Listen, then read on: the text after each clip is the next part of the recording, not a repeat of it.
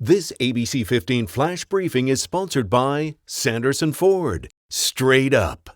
Hello, I'm Danielle Lerner with your top stories from ABC 15 Arizona. On average, 100 new deaths from coronavirus are being reported in Arizona every day. That is the highest the 7-day average has been since the pandemic started. Today, 153 new deaths were reported, meaning more than 8,000 Arizonans have now died from COVID-19.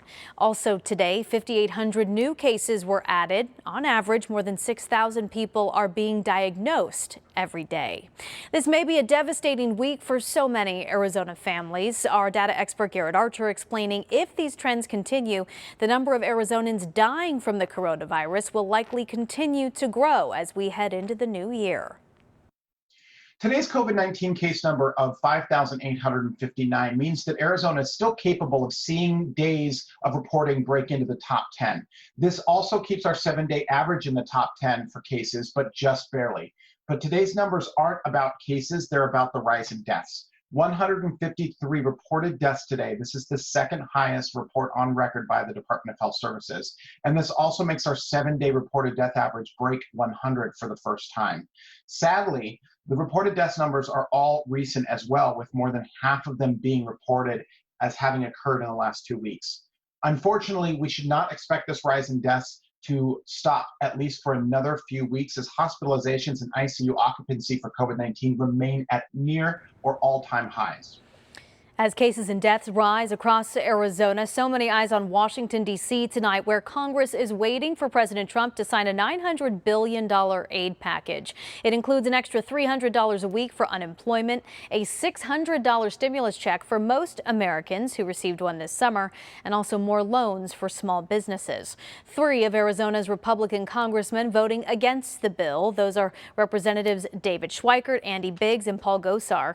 The relief bill was packaged with a $1.4 trillion spending bill to avoid a government shutdown. And Congressman Schweikert told our news partners at KTAR that he couldn't vote for a bill he didn't have time to read. If it was an honest piece of legislation, this typically would have been about 7 different votes over about a 10-day period.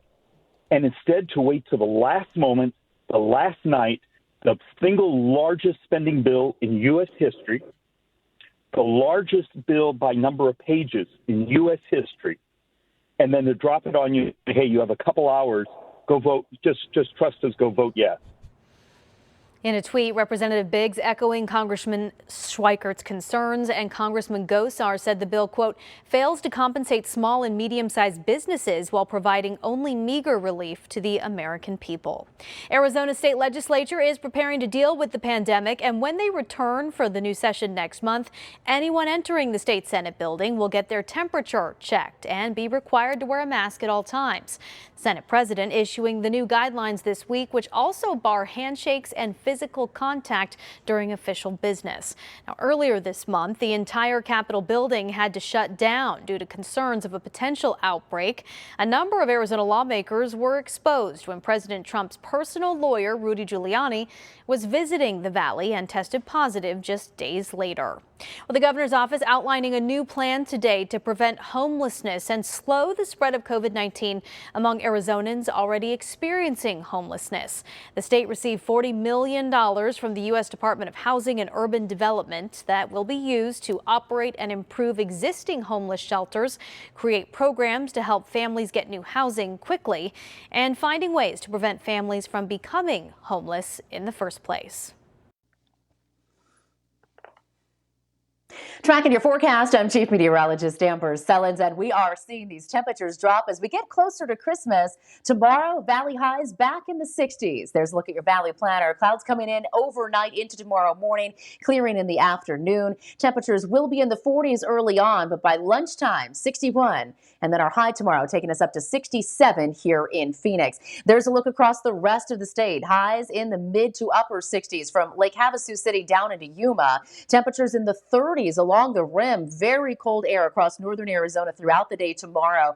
And northerly winds will keep that cold air coming and accelerate down the Colorado River Valley, leading to some very windy conditions for places like Bullhead City and Lake Havasu City tomorrow. Wind advisories in effect there. Lighter winds here in the valley, and we drop down to 65 on Christmas Eve.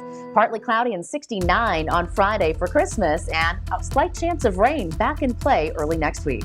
This ABC 15 Flash Briefing is sponsored by Sanderson Ford. Straight up.